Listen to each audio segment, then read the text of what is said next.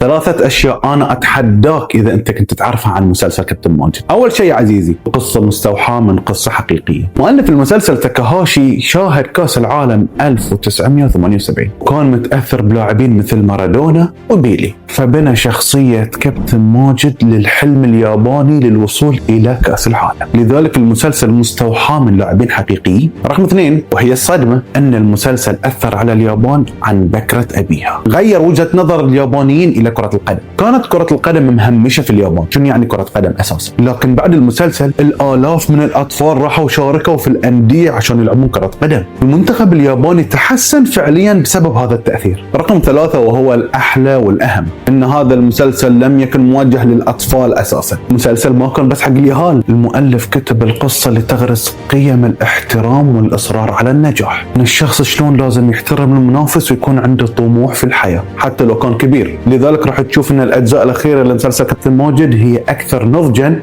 وواقعية. أتمنى أن أنت استانست من هذه المعلومة، وبك ترسل هذا المقطع إلى شخص راح يتفاجأ من هاي المعلومة. انتظرونا في معلومة جديدة، وبس نشوفكم على خير. سلام.